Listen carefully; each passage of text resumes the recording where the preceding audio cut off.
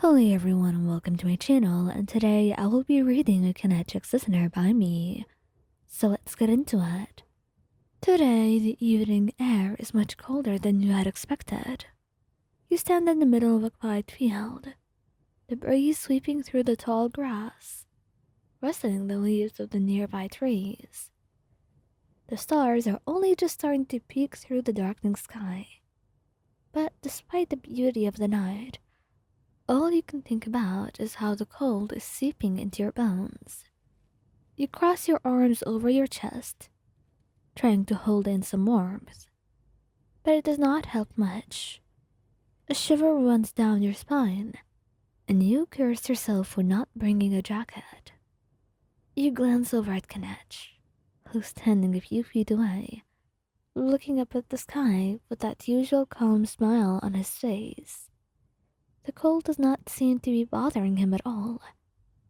He turns to you, noticing the way that you're shivering, and his brow furrows in concern. "Are you cold?" he asks, taking a step closer. You try to brush it off, not wanting to make a big deal out of it. "A little. It's fine. I didn't realize it would get this chilly tonight." Kinich does not say anything at first, just looks at you with that steady, thoughtful gaze of his. Then, without a word, he reaches for the hem of his shirt and pulls it over his head in one smooth motion. Before you can react, he's holding it out to you. "Here, take this," he says simply, his voice soft but firm. Your eyes widen in surprise. You stare at him for a moment, unsure of what to say. "Kinich, I can't just—" "Yes, you can," he interrupts, stepping closer and gently draping the shirt over your shoulders before you can protest. "You're freezing." The warmth of his shirt envelops you, and you can't help but let out a small sigh of relief. The fabric is soft, still warm from his body, and it smells like him. Earthy and clean. Comforting. You pull it tighter around yourself, feeling the chill begin to fade. "Thank you," you murmur, looking up at him, but the words still feel inadequate. And Kinich smiles, his eyes softening as he looks down at you. "No need to thank me. I don't want you getting sick." You can't help but glance at him again, standing there in the cool night air without a shirt. His skin glows faintly under the moonlight, his muscles outlined in the soft light. He does not seem bothered by the cold at all, but you still feel guilty, and you also can't stop looking. "Are you sure you're okay? I don't want you to catch a cold either."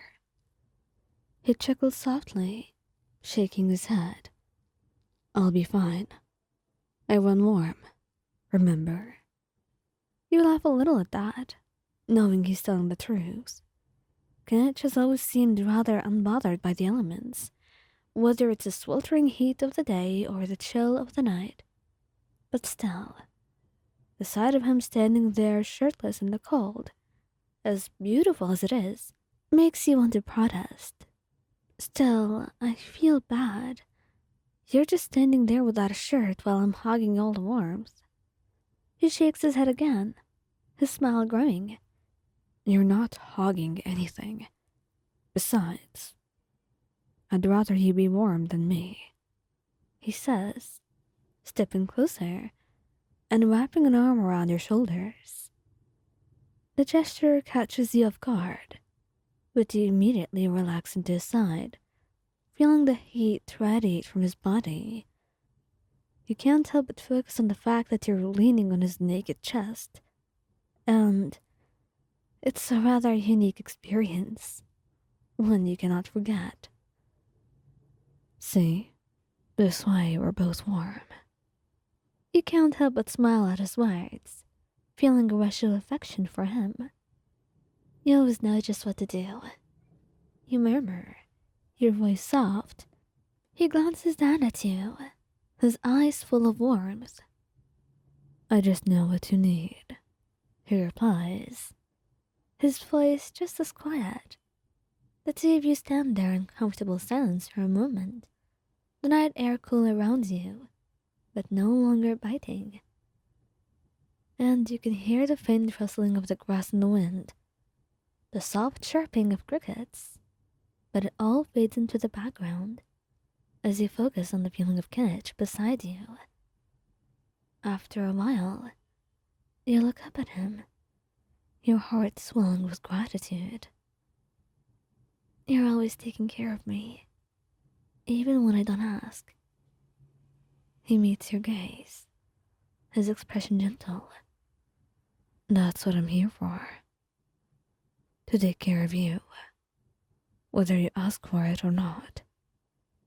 He says, his voice full of sincerity.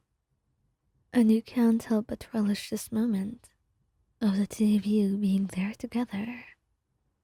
You feel a warmth spread through you that has nothing to do with the shirt he's given you or the heat of his body. It is the feeling of being truly cared for, of knowing that no matter what, Kinich will always be there for you. You're rather relieved to have him, even though you're a little bit self-conscious about putting your hand on his chest without him having a shirt on. And it's certainly a feeling that you will not forget. You will shelf it in your mind for later. For now, you can focus on other aspects of this moment, especially that he's here beside you. I'm lucky to have you, Kinich. You say quietly, resting your head against his shoulder, and he presses a soft kiss to the top of your head, his arm tightening around you slightly. It's the other way around. I'm the lucky one, he murmurs, his voice filled with warmth. I'll always keep you warm, no matter what. And one thing for certain, that shirt is staying with you, and you will not be returning it, because no force in the world can make you do so. And standing there in the moonlight, wrapped in his shirt and his arms, you know that he means every single word he says.